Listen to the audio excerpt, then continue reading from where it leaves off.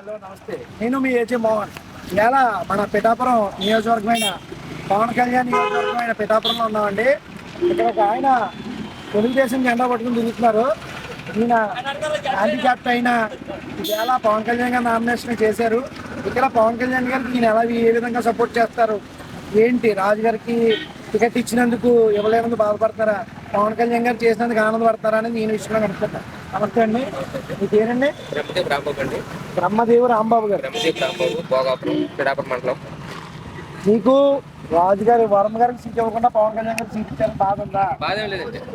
ఇప్పుడు పవన్ కళ్యాణ్ గారికి మీరు మనస్ఫూర్తిగా చేస్తారా? చేస్తానండి. నాకు చాలా ఇష్టం పవన్ కళ్యాణ్ అంటే. చాలా ఇష్టం అండి. చాలా ఫుల్ మెజార్టీ వస్తుంది. నెగ్గినట్టండి ఫుల్గా. వన్ సైడ్ గా నగ్గినట్టే అంటారు. సైడ్ నెగ్గినట్టండి. అందులో అనుమానమే లేదు. పిఠాపురం ప్రజలు చాలా అదృష్టం చేసుకున్నారు. పోటీ చేయడం అనేది మా అందరికి కూడా చాలా సంతోషం. పవన్ కళ్యాణ్ రావడం అంటే మాకు చాలా సంతోషం అండి. నచ్చారండి, చాలా బాగుంటుంది. ఇవాళ నామినేషన్ సుమారు ఎంతమంది జనం వచ్చి ఉంటారంటారు? 90,000 అండి. దాదాపు 1,00,000 మంది. 1,00,000 మంది ఖాళీ లేదండి జనం. మీ ఊర్లోనేనండి, బయట ఊర్ల నుంచి వచ్చారా? బయట అన్ని ఊళ్ళో కలిపండి. అప్పుడు అన్ని ఊర్ల నుంచి చాలా ఊళ్ళో వచ్చారు. మీ నియోజకవర్గం నుంచి ఇప్పుడు ఎలా ఉంటుంది అంటారు? పవన్ కళ్యాణ్ చాలా బాగుంటుంది. మీరు అసెంబ్లీకి పంపిస్తారా?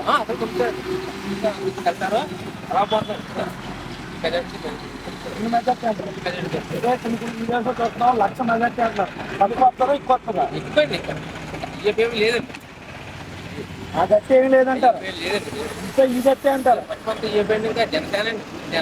జనసేన అంటే ఈ నియోజకవర్గం గురించి లాస్ట్ టైం ఆయన 2 చోట్ల ఓడిపోయారు అంటారా? ఈసారి మా రావడం మా అదృష్టం అండి. పవన్ కళ్యాణ్ ఇక్కడ రావడం అంటే కాస్త ఇప్పుడే ఇక్కడికి వచ్చినట్టండి. అన్ని పనులు మేము అడగక్కర్లేదండి. ఏ పనులు చేస్తారో మా నమ్మకం నమ్మకం. మేము అడగనే చేస్తారు.